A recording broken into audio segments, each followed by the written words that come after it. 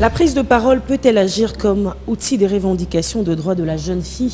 La parole, elle crée, elle innove. Le plus important, ce n'est pas le droit. Le plus important, ce n'est pas les normes. Les normes sont là. Les droits sont là. Mais les plus grands problèmes, c'est la mise en exécution. Ce qui est important aujourd'hui, c'est de se lancer, c'est d'oser, c'est de s'imposer et de se faire respecter. Et surtout de se faire entendre les potentiels qui est en vous, faire entendre les potentiels qui est même vous. Parce que la femme congolaise, moi juste aujourd'hui, elle n'a pas un potentiel, mais c'est un potentiel. La finalité de l'éloquence, de la prise des paroles en public, c'est de faire asseoir ses arguments, de faire asseoir son point de vue sans que l'autre soit gêné. Chercher à apprendre comment l'utiliser à notre profit, comment l'utiliser pour défendre, pour revendiquer nos droits. Parce que personne ne le fera pour nous. C'est vrai, il y a des hommes qui nous sont solidaires, tels que Dolph, tels que Bertoni, mais ils ne vont pas faire tout le travail à notre place, ils ne vont pas faire tout le sale boulot. C'est de nous qu'il s'agit après tout. Cela veut dire que la femme ou la fille congolaise, c'est la plus brave, la plus résiliente. Et pour cela, moi je crois qu'on doit un grand respect à la fille congolaise. Ce matin, nous avons rendez-vous avec l'éloquence, on va dire, avec la prise de parole en public. Le 11 octobre de chaque année, le monde entier célèbre la journée internationale des droits des jeunes, de la jeune fille. Donc le 11 octobre de chaque année, le monde entier, l'univers tout entier célèbre le droit de la jeune fille. La prise de parole peut-elle agir comme outil de revendication de droits de la jeune fille?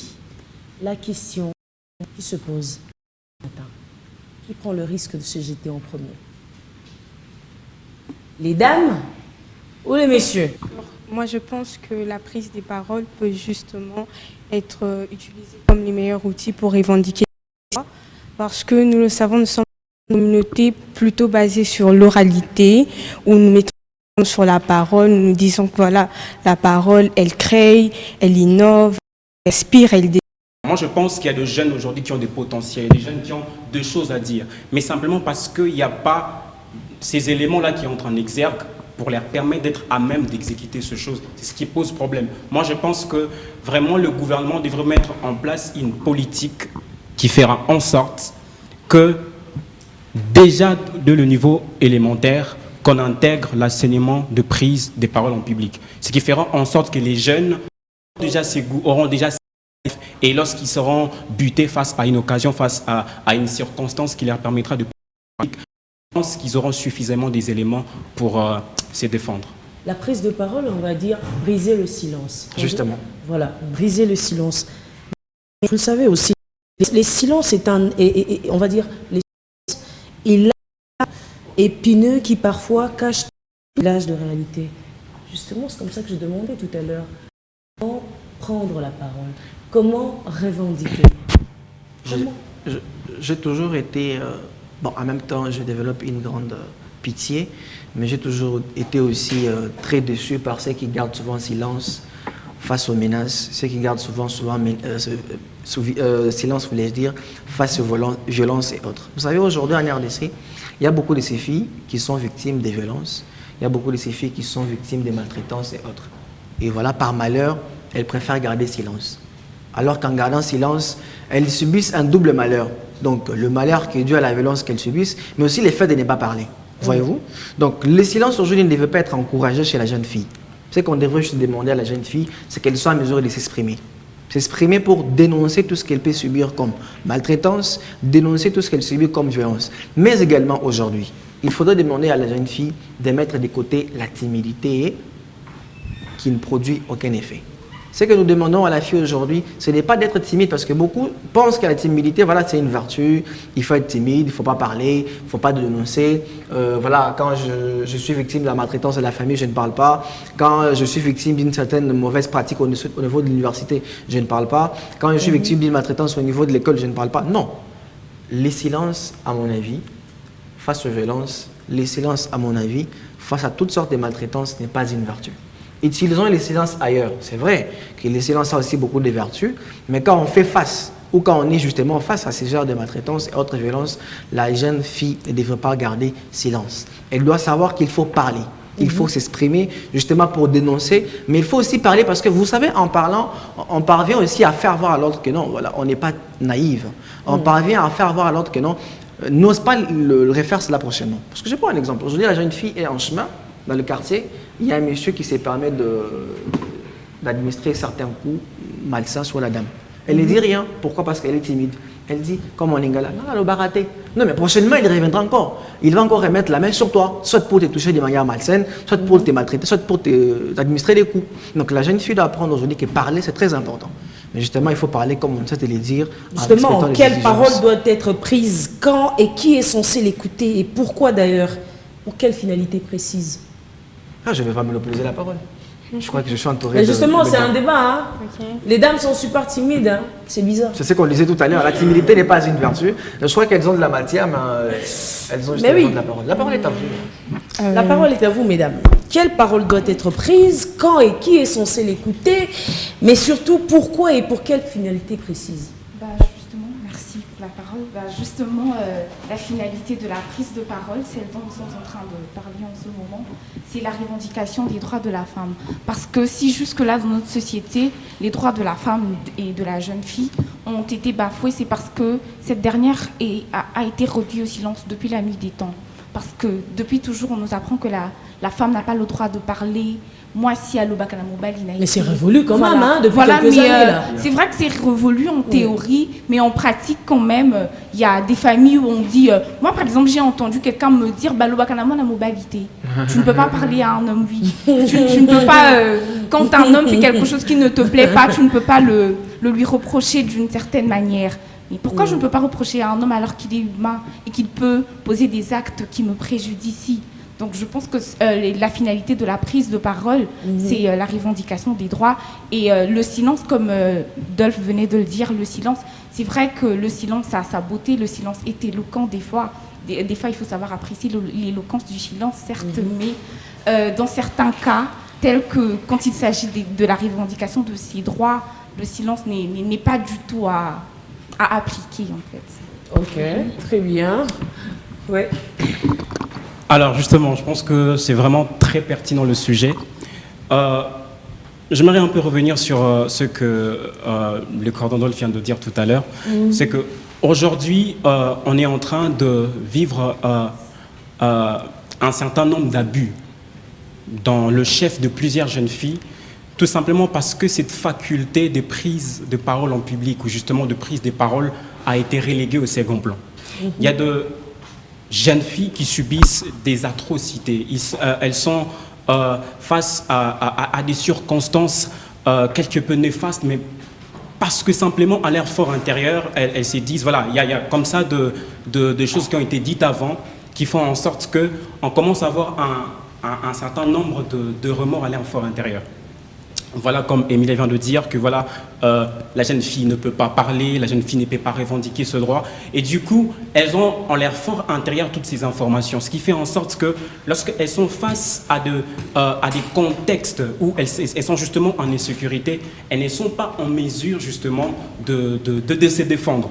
Moi, je pense que le plus important serait aussi d'investir un peu dans ces secteurs-là. Essayer un peu de faire comprendre à chaque jeune fille que vous avez de droits que vous devez de revendiquer. Parce que du reste, si vous ne le faites pas, personne d'autre ne le fera à votre place. Vous devrez être à même d'avoir conscience de toutes ces choses, mais aussi avoir les capacités de le mettre en exergue. Alors, la question que vous avez posée, comment maintenant parler? Ça, c'est le plus grand problème.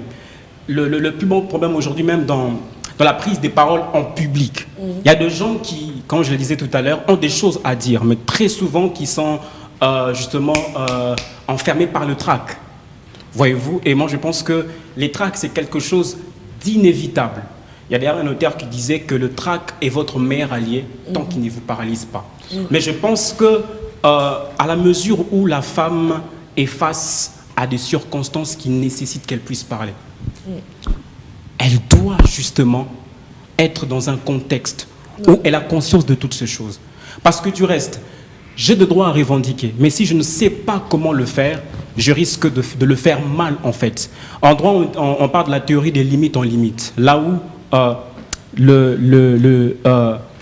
liberté des uns s'arrête, les droits des autres commencent. Ça ne veut pas dire parce que j'ai le droit à revendiquer que je dois commencer à le faire mal. Je dois savoir que pendant que je serai en train de l'exercer, je connais quand même des limites. Je sais ce que je veux faire, je sais ce que je ne peux pas faire. Et je pense que le plus grand problème, c'est même le désir de l'Ocancia. C'est même vraiment notre cheval de bataille.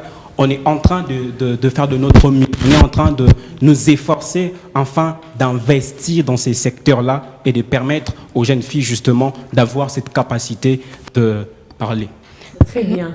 10 ans après la célébration des droits de la jeune fille, est-ce qu'aujourd'hui on peut dire que ces droits sont enfin respectés? Moi, je pense que ça dépend d'une société à une autre, parce que dans d'autres sociétés, par exemple, nous voyons que la jeune fille, elle est complètement considérée. Mais ici, nous nous enfermons plus dans la conception africaine du monde, dans le sens où c'est l'homme les maîtres, c'est l'homme qui domine, c'est lui qui dit après, on est appelé ce à qu'il marcher faut faire. ensemble, hein, de toute façon, Oui, c'est pas nos justement. ennemis, quand même. Justement, mais après, il faut qu'ils nous reconnaissent quand même. Pas non plus nous écraser. Ils doivent justement reconnaître que nous pouvons penser, que nous pouvons Rassurez-moi que vous n'êtes pas féministe, hein, mesdames. Ah, mais quand même. non. Je ne pense pas. Non. Mais après, il faut vraiment que nous parvenions à sortir de ces contextes-là où on se dit que c'est l'homme qui doit décider, c'est l'homme qui sait tout, c'est l'homme qui sait mieux d'ailleurs. Parce que si les femmes s'y renferment dans le silence, c'est parce que lorsqu'elles sont arrivées dans ce monde, elles ont trouvé des barrières. On leur a dit, voilà, il faut t'arrêter là, c'est ceci. Voilà, il faut t'arrêter là, la limite, elle est là, il ne faut pas bouger, il ne faut pas faire X choses. Et on s'est dit, bon, vu que je ne peux pas faire ceci, je vais me taire. Alors que le silence, à la base, doit être tenu sans contrainte. Je me tais parce que je n'ai rien à dire. Non pas que j'ai des choses à dire, mais après, je me dis, Madame Bénédicte va être gênée, Monsieur Dolph aussi, donc il faut que je me taise. Moi, je me rappelle lorsque j'ai voulu m'élancer dans la politique, et j'en ai parlé à quelques personnes. Ces personnes-là m'ont fait, tu veux te lancer dans la politique et tu te dis, ton mari va le prendre comment? Moi, je disais, maritale déjà. Ah, moi, je dis carrément, je veux être présidente. Et il y a quelqu'un qui me fait, et ton mari sera qui? Premier homme. Mais il y a des femmes qui ont été premières dames depuis toute leur vie. Et ça n'a pas posé de problème. Mais lorsque l'homme doit être premier homme, s'il faut le dire ainsi, c'est tout le monde qui est gêné. Donc on se rend compte que c'est tellement grave, c'est dans la tête des gens. La mentalité, elle est vraiment basse, elle est vraiment mauvaise, qu'il faut prendre le relais. Donc lorsque tu sens que voilà, telle place, on ne me respecte pas, fais-toi entendre, mais de la meilleure des façons. Ah, ça surtout. Oui. Un peu comme on voit avec les présidents, la diplomatie exige qu'on parle, même lorsque la personne te gêne. Donc la finalité de l'éloquence, de la prise des paroles en public, c'est de faire asseoir ses arguments, de faire asseoir son point de vue sans que l'autre soit gêné. Même si la personne n'est pas d'accord avec toi, elle devrait comprendre que telle chose est son point de vue et je ne peux pas changer cela. C'est comme ça d'ailleurs que le monde va progresser. Parce que s'il faut que nous restions dans le contexte où si elle dit ceci, ça ne va pas bien se passer, si elle dit cela, ça va gêner la famille. Parce qu'il y a aussi ces soucis en Afrique. Carrément, on dit, ma fille ne peut pas passer là-bas pour dire que X garçon l'avait abordée parce que comment est-ce qu'on va voir notre famille? Qu'est-ce qu'on va se dire de la famille? C'est toute la famille qui sera traînée dans la boue. Toute la famille va être traînée dans la boue parce qu'elle a voulu s'exprimer. Carrément, il y a des gens qui sont violents. On leur dit, ah mais non, tais-toi, okoyo kisabi sosoni. Et kokite déjà makamosai. Au final, c'est même toi qu'on attaque. Alors qu'en réalité, les droits, on ne vous l'accorde pas. Vous devez les arracher. Ce n'est pas à l'autre de te dire, tu as droit de faire ceci. Parce que dès lors que l'autre te dit, tu as le droit de faire X choses, tu as le droit de faire Y choses. D'une autre part, il est en train d'éliminer certaines choses, il est en train de te restreindre dans un cercle carrément. Donc la chose à faire, c'est vraiment de casser toutes ces mentalités et de se dire que j'étudie, je fais par exemple le droit, je fais la médecine, je suis aussi compétente que l'homme, mais juste il faut le faire de la façon la plus polie possible. Parce que parfois prendre la parole, tant avec l'insolence, il ne faut pas non plus dire n'importe quoi, surtout devant les gens. Il faut savoir se faire entendre, mais de la plus belle manière possible. Très bien. Voilà. Très, très, très bien. Merci. Alors, puisque nous parlons de la jeune fille, aujourd'hui, c'est le 11 octobre, C'est une journée dédiée à la jeune fille, justement, où on célèbre, le monde entier célèbre la jeune fille. Et nous sommes en République démocratique du Congo, on a bien voulu parler plutôt de droits de celles-ci. Et donc, on va essayer de rester un peu là, juste pour cette question, je pense. Quels sont les défis ou les obstacles auxquels fait face la jeune fille congolaise? C'est un homme qui répond. Hein. C'est quand même très Merci curieux. beaucoup. Merci beaucoup. Alors, je prends justement le risque d'y répondre à la première personne. Allez-y. Alors, aujourd'hui, en observant notre société, on se rend compte en fait que la jeune fille est face à beaucoup de circonstances.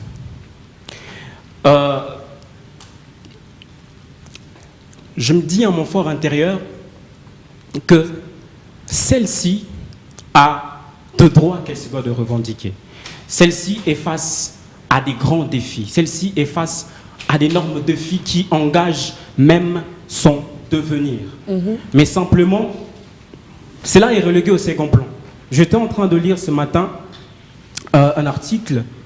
On disait que parmi les droits qui normalement doivent être mis en exergue à la disposition de la jeune fille, il y a par exemple investir dans une éducation de qualité, il y a le savoir-faire et la formation et l'accès à la technologie, il y a le fait d'investir dans la santé et la nutrition à l'adolescence, il y a également le fait de promouvoir la tolérance pour la violence physique, physiologique et voire même sexuelle. Tous cela ont été justement mis en exergue pour permettre à la jeune fille de se sentir à l'aise. Mais on se rend compte qu'en droit positif congolais, le plus important, ce n'est pas le droit, le plus important, ce n'est pas les normes. Les normes sont là, les droits sont là, mais les plus grands problèmes, c'est la mise en exécution. Je pense que c'est devenu tout simplement un chapelet des bonnes intentions. Il y a la République démocratique du Congo est parmi les pays ratificateurs du protocole de Maputo, qui du reste autorise que la femme, la jeune fille soit protégée. Parce qu'aujourd'hui, on se rend compte que celle-ci est face à beaucoup de défis. Il y a par exemple des jeunes filles qui sont violées à l'est du pays, qui subissent en fait... Il y avait des jeunes filles, des bébés qui sont aujourd'hui des jeunes dames, des mamans. Voilà, qui subissent... Et, parce que ça fait plus de 20 ans justement, quand même. Qui subissent des atrocités.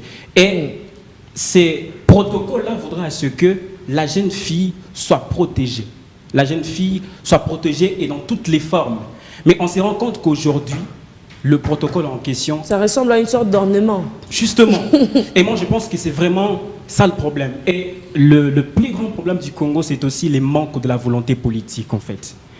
Le manque de la volonté politique. Je pense que si chacun de nous, avec beaucoup de conscience, essayait un peu de mettre la main dans la pâte, reléguer un peu en arrière ses propres intérêts pour travailler au profit des intérêts des autres, à l'occurrence de la jeune fille, je pense qu'on serait arrivé très loin. Je pense que la moindre des choses qu'on puisse faire pour le moment, c'est justement être conscient en fait de ce que la jeune fille possède, être conscient de droits de celle-ci et les mettre dans un contexte qui justement permet à cette dernière d'être à même de le revendiquer. Ah ouais, parce qu'au-delà de tout, la jeune fille, c'est pas que le côté ornement, c'est pas que le côté plastique, c'est aussi et surtout la matière grise. La matière qui n'intéresse ou que beaucoup ont l'habitude de minimiser et pourtant ne savent vraiment pas, on va dire, le pouvoir de la femme. Mesdames, vous répondez à la question, parce que tout à l'heure, c'est monsieur qui a répondu carrément. Hein. C'était bien quand même. Hein. C'était très bien.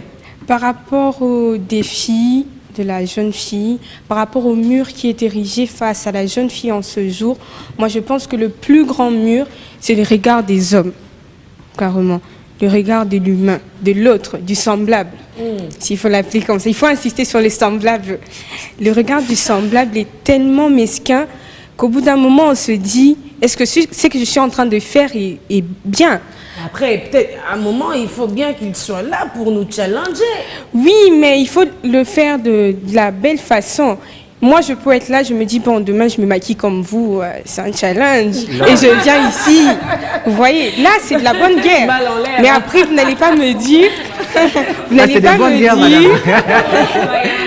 Amen. Justement, c'est la concurrence loyale. Mais si vous me dites, voilà, toi, pourquoi tu t'es habillé comme ça?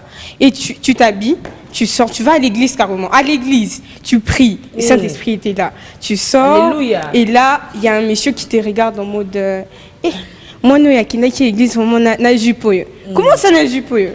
Comment ça? Parce qu'au départ, je suis maîtresse de mes actions. Donc, je suppose que lorsque je sors de chez moi, je réfléchis. Je me regarde, je me dis, bon, j'allais dire lorsque je me mire, je me regarde, je me dis, bon, c'est très bien, je me suis bien habillée. Mais pourquoi est-ce que lorsque j'arrive à l'extérieur, il doit y avoir des gens pour me rappeler que pourquoi tu as mis ça? Pourquoi est-ce que tu agis comme ça? C'est vraiment mal. Et on a ce problème-là avec le regard de l'homme. L'homme, il regarde vraiment mal la femme. Et souvent, lorsque tu es mal regardé, désolé Dolph, désolé. Quelqu'un qui bouge la tête. Ouais, je suis pas d'accord. Hein. Après, c'est un débat. Hein. Moi, En j'attendais fait, ça il y a longtemps. je ne suis pas d'accord sur un point, en fait. Il y a longtemps, j'attendais ça. Je ne suis pas d'accord sur un point. On avait l'air d'être dans une église. Il y a Exactement. longtemps, Je reviens ça. d'abord sur un point par rapport aux défis, aux obstacles auxquels fait face la jeune fille congolaise. Moi, j'ai un constat sur lequel, le constat, c'est que la fille congolaise ou la femme congolaise aujourd'hui, j'aimerais dire, c'est la plus forte, la plus résiliente et la plus brave de l'humanité. Nous n'avons beau, qu'à, ça. justement, Merci. nous n'avons qu'à observer ce qui se passe à l'est du pays. Vous savez qu'il y a plus de 2 décennies, qu'il y a la guerre à l'est du pays.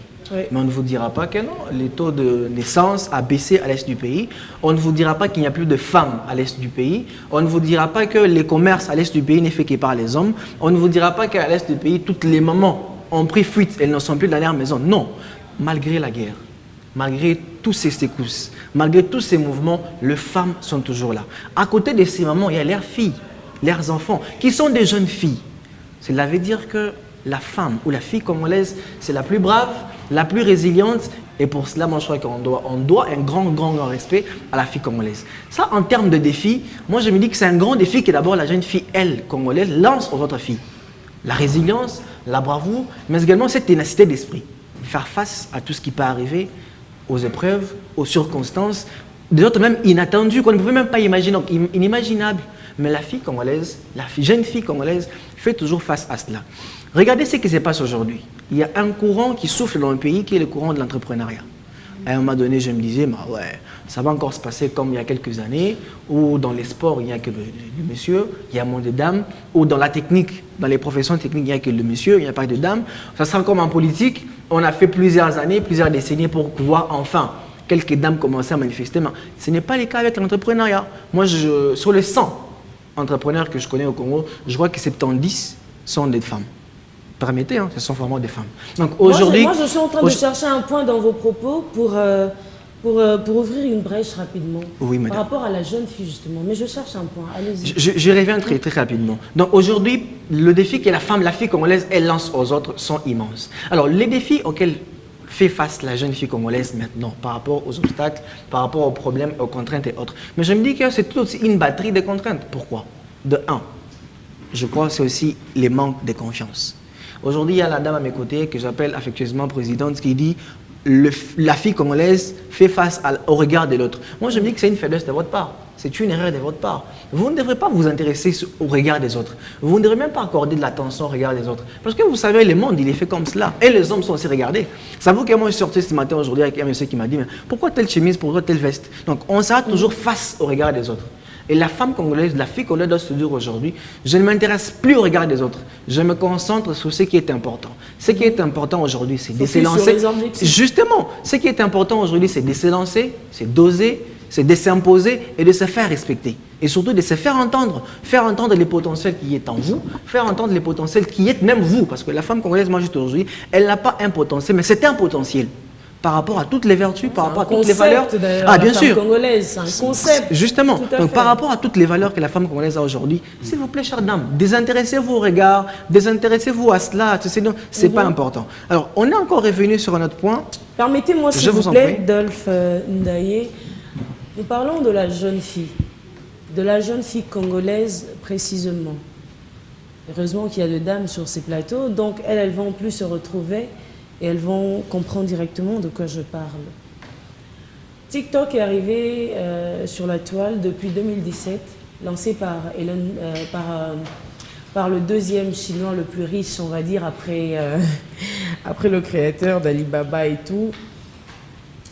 TikTok, ça fait, ici en RDC, je pense, on peut dire, ça fait pas plus de 3 ans que les Congolaises et les Congolais, bon, on va épargner les Congolais, on va dire les Congolaises, sont hyper actives depuis un moment. Nous parlons de la jeune fille.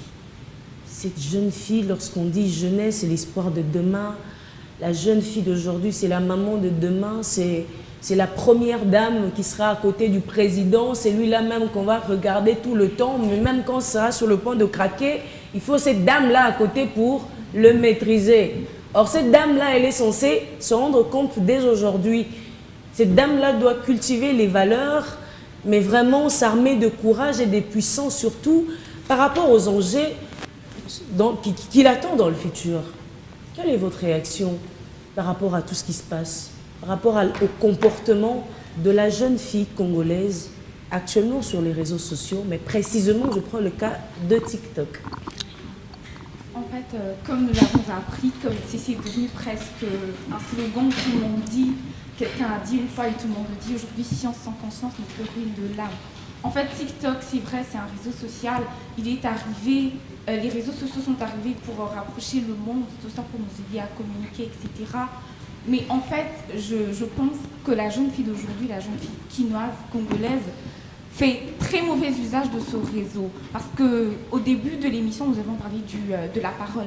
C'est vrai, la parole nous aide à revendiquer nos droits en tant que femmes, etc. Mais quand la parole est prise de la mauvaise manière, ça gâche tout. Voilà. Justement, c'est la même chose avec TikTok. Quand TikTok est utilisé de la mauvaise manière, ça gâche tout.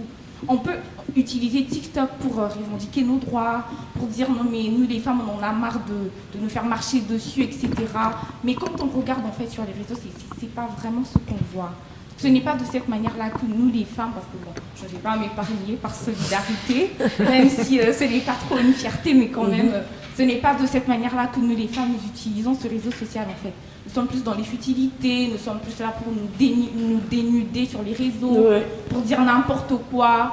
Vraiment, comme TikTok nous a donné la parole, on prend cette parole pour dire n'importe quoi, raconter des histoires à dormir debout, et ça, c'est un autre défi en fait. Moi, je pense que au lieu d'être une solution, TikTok est arrivé comme un autre défi. On devra maintenant chercher à apprendre comment l'utiliser à notre profit, comment l'utiliser pour défendre, pour revendiquer nos droits. Parce que personne ne le fera pour nous. C'est vrai, il y a des hommes qui nous sont solidaires, tels que Dolph, tels que Bertoni, mais ils ne vont pas faire tout le travail à notre place, ils ne vont pas faire tout le sale boulot. C'est de nous qu'il s'agit après tout. Exact. Donc c'est à nous de vraiment de prendre le devant dans l'affaire en question et puis de s'en servir comme il le faut. Ah ouais. Et puis, Oui, Madame Bénédicte, je suis très d'accord avec elle. Mais simplement, je pense que c'est un débat. Si on doit circonscrire la question sur le fait que voilà, la femme congolaise, elle fait mal de choses, voilà la femme. C'est vrai, en grande partie, ce qu'on voit aujourd'hui dans les réseaux sociaux, en l'occurrence TikTok, c'est vrai, ce qui se passe, ça dérange. Mais on ne doit pas s'empêcher de reconnaître quand même des bonnes personnes. On ne doit pas s'empêcher, c'est vrai. C'est pas pour rien que j'ai évoqué la question parce que, en tout cas, ceux qui utilisent le réseau en savent quelque chose. En termes de témoignage, si vous permettez, puisque on cherche des bons exemples. Justement. On cherche des bons exemples. Voilà, il y a un exemple qui n'est pas loin. Très pertinent. Oui. J'ai fait d'ailleurs un post récemment sur Facebook. J'avais pris la décision de poster 10 femmes qui m'inspirent en fait. Vous voyez, aujourd'hui, le mot influenceuse me dérange en fait. Il suffit simplement d'exhiber tes parties intimes pour endosser la casquette d'influenceur ou d'influenceuse et tout ça. Mais moi, je connais des jeunes filles, à l'occurrence Soraya Odia, qui est une activiste littéraire. Elle parle de livres en fait dans sa chaîne YouTube. Mais si vous allez visiter sa chaîne YouTube, elle n'a pas 1000 abonnés. Mais il suffit simplement qu'une jeune fille vienne en ayant d'autres objectifs, en exhibant ses parties intimes, voilà, la barre augmente. Moi, je pense Après, que... moi, j'ai toujours dit une chose. Il n'y a Mm. pas que les parties intimes pour Justement, attirer, on cherche les bons exemples par rapport à l'utilisation des réseaux sociaux, en l'occurrence TikTok. Je sais que ce n'est pas un autre débat. Pas du tout, mais nous pas du sommes... tout. Oui. On parle de la jeune femme, justement. Exactement. Moi, je crois qu'il y a un exemple. Cet exemple, c'est d'ailleurs une femme qui n'est pas très loin de nous. Juste Madame devant. Bénédicte. Vous savez, non, on parle de TikTok, non, on parle de TikTok, qui est la dame qui est juste à nos côtés. Donc c'est elle Et puis après, on parle de TikTok. Justement, la dame qui est présentatrice de l'émission, qui nous reçoit aujourd'hui, Elle est sur possible. TikTok où elle a beaucoup d'abonnés et tout ce qu'elle publie, ça a un trait avec l'éducation. Yeah. Parce qu'aujourd'hui, nous avons l'occasion d'avoir un petit garçon qui est une star congolaise qui est son fils. Ok. Et ce qu'elle fait, c'est quoi? C'est de permettre aux gens de comprendre comment on éduque un enfant. Yeah. La maman et son enfant qui expose ou plutôt qui publie leur quotidien, comment l'enfant devrait partir à l'école, comment l'enfant doit se tenir, comment l'enfant doit s'habiller, comment l'enfant doit manger. Ça participe à l'éducation des enfants. Ok. Et moi, je crois que ça, c'est un exemple fort par rapport à ce qu'on attend justement de femmes par rapport à l'éducation des réseaux sociaux. TikTok en soi, je sais que c'est un réseau social comme tous les autres. On devrait juste comprendre comment l'utiliser à votre profit, comme Émile l'a dit. C'est ce que Madame Bénédicte fait déjà avec son Ok. enfant. Et moi, je dis votre exemple à vous de parler par exemple de femmes qui influent justement par rapport sur la vie des autres. Vous pouvez aussi en parler sur TikTok. Aujourd'hui, on parle des influenceuses. Moi, je n'ai pas de problème avec le mot. Je ne pense pas. Je pense plutôt que c'est la compréhension qui est galvaudée aujourd'hui en RDC. Moi, je prends Madame Bénédicte pour une influenceuse. Parce qu'un exemple, je sais qu'on en parlera à un moment donné. Hier, sur Moi, le réseau... franchement, l'influence là me gêne un tout petit Non, peu. mais, hein. non, madame, mais vous savez... justement, En fait. Madame, non, c'est là que j'aimerais plutôt y revenir sur cela. Hier, L'influence, il y a eu une communication sur vous, sur les réseaux sociaux, mais j'ai vu des commentaires des gens qui interagissaient. On ne vous dira pas qu'elle m'influence en ceci, en cela, non. On vous dit clairement, elle nous inspire, voilà, elle fait ceci, voilà, on la prend pour notre Merci. modèle, on la prend pour notre... Non, c'est vrai. Donc aujourd'hui, on peut avoir des influenceuses Merci. qui n'influencent pas mal, mais qui permettent Qui aux influencent autres, bien. aux jeunes Ouais. dames, aux dames en général, à la société, de comprendre le mœurs digne d'une société africaine.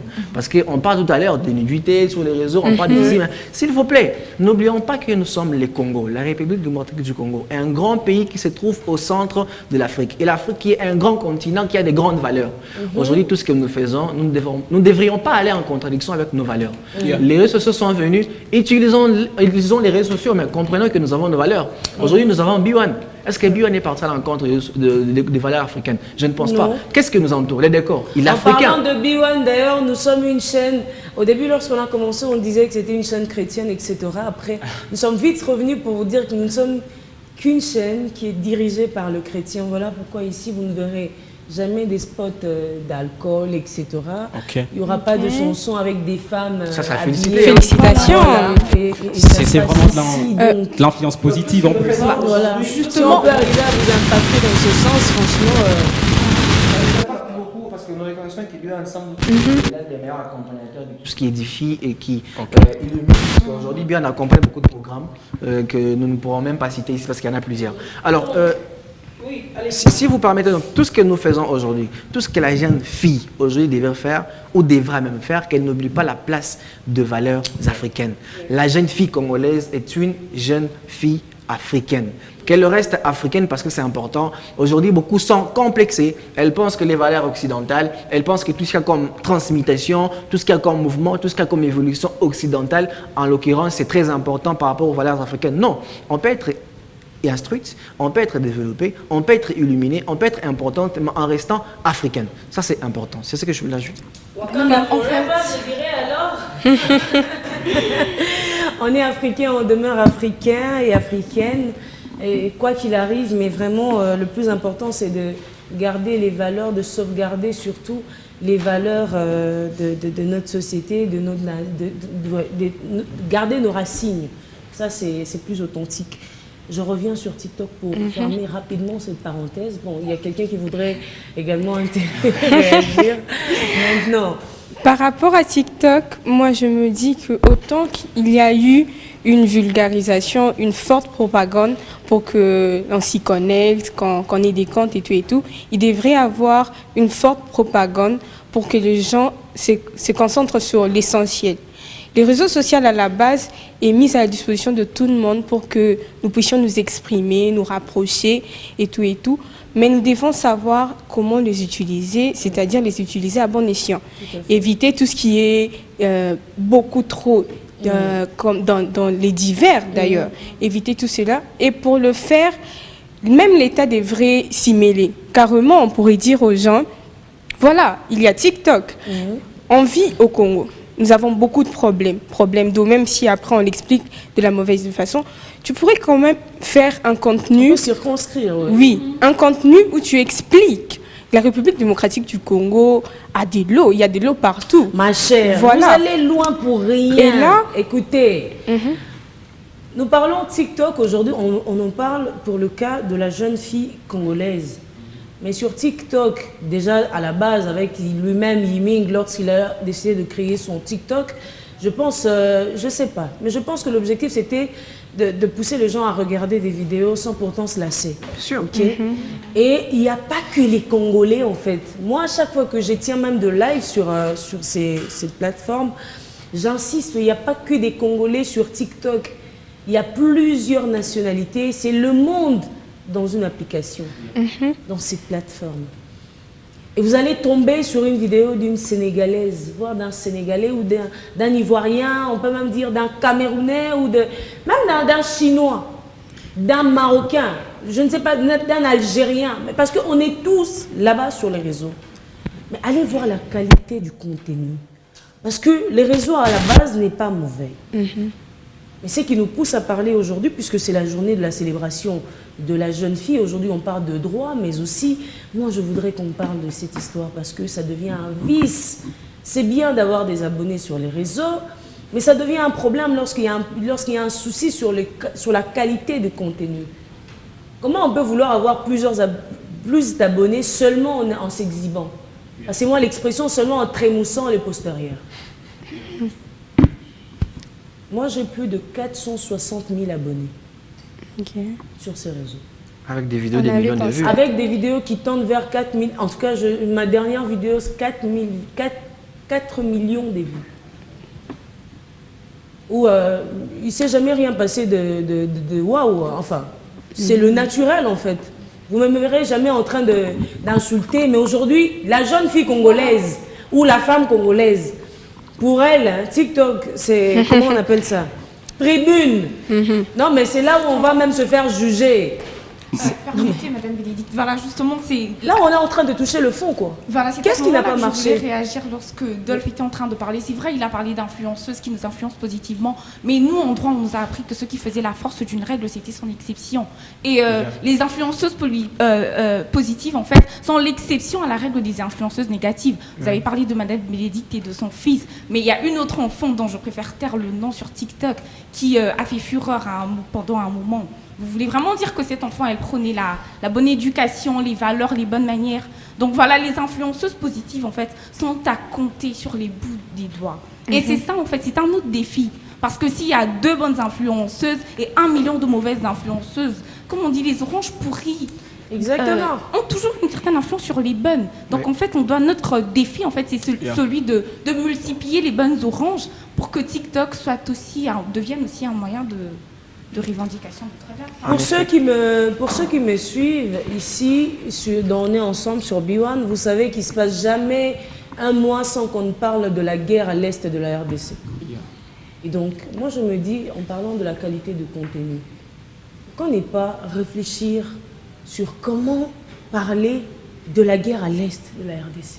Parce que ça fait plus de 20 ans que ça continue. Sur TikTok en plus, je crois que là-bas. Parce qu'on voit ça avec des Haïtiens, par exemple. Moi, je suis tombée sur une vidéo d'une Haïtienne qui parlait de son pays. Vous savez, je suis Haïtienne. Dans mon pays, il se passe ça. Je viens ici pour vous demander. Je viens ici m'adresser à vous dans le monde. Essayez de penser à nous. Non, mais pourquoi nous, on ne sait pas faire ça? Justement, Madame Alors, Bénédicte,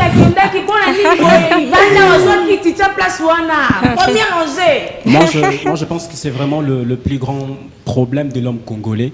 Je pense on découvre mal. le président. Je Et quand pense on découvre, on vient gâcher même. Justement, je pense que le président mandataire l'a dit à la fin, pendant qu'il était en train de quitter le pouvoir. Il a dit qu'il a réussi à accomplir beaucoup de choses. Mais la seule chose, c'est simplement changer le mindset du Congolais, en fait. C'est triste. C'est ça le plus grand problème. C'est vrai, il y a la prolifération de ces personnes qui, justement, vendent mal leur image. Mais moi, je pense que nous autres, les jeunes filles qui sont là, devraient commencer maintenant à concevoir des idées, avoir un peu une touche innovatrice. C'est vrai, il y a déjà les abus qui existent, mais nous, on vient avec de nouvelles idées. Je pense que le combat aura été légendaire si simplement on continue jusqu'au bout. J'ai toujours une citation que j'aime dire, c'est qu'aucun rêve n'est impossible dans un terrain où la détermination a atteint son paroxysme. Lorsqu'on est déterminé, lorsqu'on est vraiment motivé en notre fort intérieur, on est possible d'arriver jusqu'au bout, même s'il y a des gens qui essayent de nous mettre les bâtons dans le roue. Moi, je pense que la jeune fille devrait justement avoir ces mindsets. Et même quand on parlait des regards des hommes ici, je pense que si on restait figé sur le regard des hommes, on ne serait pas à même. Ça nous challenge. On ne serait pas à même On en a besoin. C'est vrai, On en a besoin. Voilà, ça challenge lorsqu'on le prend dans une bonne manière, lorsqu'on pense que c'est justement le tremplin qui nous permet de monter les échelons. Mais lorsque c'est quelque chose qui nous ramène vers le bas, je pense que c'est pas une bonne chose. On devrait plutôt prendre ces regards-là pour avancer, aller de l'avant. Moi, je pense que c'est possible aujourd'hui d'avoir des jeunes filles qui influencent, mais qui influencent positivement. C'est le genre d'influence que nous avons pour nos enfants. Car déjà la jeunesse, c'est nous en fait. Et on doit prendre les choses entre les mains pour amener le pays encore de l'avant. Jeunesse du Congo, je le dis tous les jours ici, le Congo se trouve être un pays à genoux et nous avons besoin de mettre ça debout. Et pour mettre le Congo debout, nous, on doit commencer par se lever. Or, au moment où nous parlons, nous sommes encore en train de dormir avec le sol. Alors, réfléchissons afin de bien faire les choses, n'est-ce pas? Parler, c'est bien, n'est-ce pas? Vraiment, parler, ouais, c'est bien. Mais bien parler, c'est encore mieux. Vous, en tant qu'ambassadeur de l'éloquence, quel conseil donnerez-vous à la jeune fille pour qu'elle sache bien prendre parole? Moi, je voulais d'abord renchérir par rapport au concept TikTok. Ouais. Je me dis que le souci avec TikTok aussi, c'est que les gens prennent mal la parole. Donc, on revient sur notre thème d'ailleurs. Le monde est en train de se défaire. Les gens tendent vers l'extrémisme qui tend encore vers les ridicules et ne savent pas réellement comment prendre la parole. C'est pourquoi il y a tous ces bazars. Et au sujet du fait de prendre la parole en public, moi, je pense qu'il y a des bases qu'il faudrait avoir. Pour prendre la parole, on ne prend pas la parole en public comme si on était dans les toilettes et tout et tout. Déjà, dans la communication, il y a 2 étapes. Il y a 2 personnages phares. Il y a moi qui parle et il y a l'autre personne qui m'écoute. Et donc, lorsque moi je parle, je dois tenir compte aussi de ce que pense l'autre, de comment la personne me capte, de comment la personne me comprendre d'ailleurs. Et le souci de la jeune fille, c'est qu'elle ne sait pas forcément comment les faire. Et pour commencer, moi, je pense qu'il faut se dire d'abord quelle est la chose que je veux transmettre lorsque je veux parler. Parce qu'il ne faut pas parler que pour parler. Il faut se dire, je veux parler, c'est bien. Qu'est-ce que je veux dire clairement? Et lorsque vous connaissez ce que vous voulez dire clairement, le mot vient carrément facilement, comme on le dit. Donc la première étape, c'est de savoir face à qui on est. Si on est face à un adulte, à un enfant, parce qu'à un enfant, je ne parlerai pas comme je parle à un adulte. Si l'autre personne prendrait mal ce que je dois dire, parce qu'il y a des choses qu'il faut dire, qui sont censées blesser l'autre, mais il faut savoir comment les dire. Je peux vous croiser, je dis, je n'aime pas sa chemise, mais comment est-ce que je le dis? Je peux vous dire, voilà, vous êtes très belle aujourd'hui, mais après, votre chemise laisse à désirer. Ouais. Alors que si je vous dis carrément, Olatine Boé, ouais, c'est même brusque, c'est brutal. C'est carrément brutal. C'est brutal. Donc il faut savoir à qui on parle, pourquoi on parle, comment parler. Là, ça dépend des valeurs aussi. Parce qu'il y a des personnes qui, lorsqu'elles parlent, c'est carrément l'insolence qu'on voit sur la table. Donc il faut savoir tenir sa langue, il faut tourner sa langue pour parler à la personne, de sorte que la personne ne soit pas choquée à la fin de vous dire, après que vous ayez tout dit. Voilà. Très bien, Hubertine. Merci beaucoup. Alors, je pense que c'est vraiment très, très, très pertinent le sujet. Alors, comme Madame Emilia vient de le dire, c'est vrai, on va parler en public, mais il faut savoir qu'il y a comme ça des conditions à réunir pour être à même de parler. Je pense qu'il y a même l'une des figures emblématiques de la communication, Jacobson, a mis en exergue aussi, je crois, ces 5 facteurs de la communication. Il y a en fait l'émetteur, moi qui parle, il y a les récepteurs, il y a les codes, il y a les messages. En fait, celui qui parle doit savoir que je ne suis pas en train de parler tout simplement à moi-même. Je parle pour que la personne qui est en face de moi soit à même de comprendre, de déceler ce que je suis en train de dire. Voyez-vous, moi je pense que le plus grand problème aujourd'hui, c'est pas simplement le fait de parler en public, mais de savoir quoi dire en fait. Et comme ça, il y a des conditions qui entrent en exergue, qui permettent à la personne de parler en public. C'est pourquoi avec Eloquentia, c'est vrai, le concours d'éloquence existe déjà à Kinshasa. Ça ne va pas être un ego surdimensionné, mais on vient vraiment avec une touche assez particulière. On va en parler tout à l'heure. Franchement, Vraiment. j'avais dit qu'on garderait le meilleur pour la fin. Vraiment. Ouais. C'est ça. Et je me dis, il faut toujours avoir ces zestes de créativité. Lorsque vous voulez parler en public, vous devrez en fait, avoir en fait, cette culture de s'exercer. Parce que justement, on dit que c'est en forgeant que l'on devient forgeron. On ne peut pas parler en public en lisant par correspondance. Si tu restes, on ne peut pas conduire par correspondance. On ne peut pas non plus être un bon parleur si on se limite simplement à lire des livres. C'est vrai, après avoir lu, il faut justement être en mesure de construire ce que vous avez lu à la pratique. Et moi, j'ai toujours partagé un conseil, c'est ce qui m'a conduit durant mon parcours. Oui. D'ailleurs, c'est depuis première année secondaire que j'ai commencé à être devant les gens. J'étais en train de déclamer des poèmes de Victor Hugo et tout ça.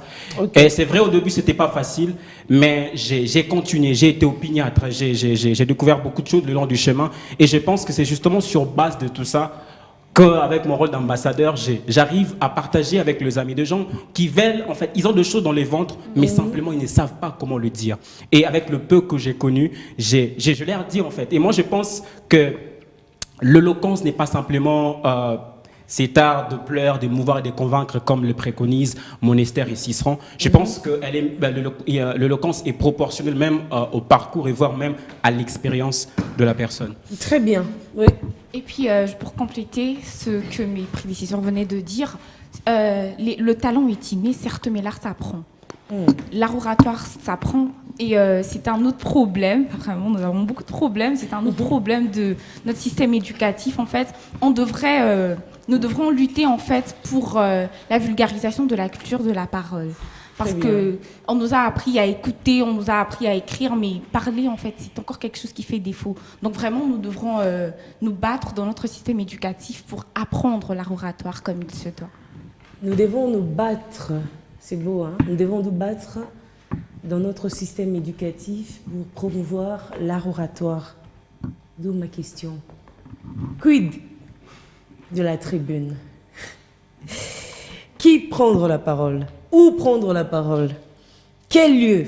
Quel moment? Quel endroit? Existe-t-il des tribunes, des prises de parole ici, en République démocratique du Congo? Dolph Ndaye? C'est une question technique et pertinente parce que je crois qu'en répondant à cette question, on parvient justement à donner des éléments essentiels à la jeune fille, mais également à tout le monde parce que la parole ou la prise des paroles concerne tout le monde. Je crois que ce sont des choses que nous, déjà en tant que, parce qu'il faut le souligner aussi, nous sommes Eloquentia. Je crois que Biwan, par les canaux de Mme Bédicte, en ensemble, nous a accordé cette tribune, parce que c'est ça même une tribune déjà, nous recevoir les ambassades d'Eloquentia et moi, qui suis juste coordonnateur du programme Eloquentia. En fait, dans Eloquentia, nous revenons sur cela. Nous permettons d'abord aux jeunes de comprendre comment travailler et développer leur capacité oratoire. Donc, comment est-ce qu'ils doivent prendre parole en public. Et pour cela, Mme Bénédicte, on est revenu plusieurs fois sur les failles du système éducatif, mais n'oubliez pas, ou n'oublions pas parce que ça nous concerne tous, n'oublions pas que notre système a beaucoup de déficits, des failles, a beaucoup d'insuffisances, etc.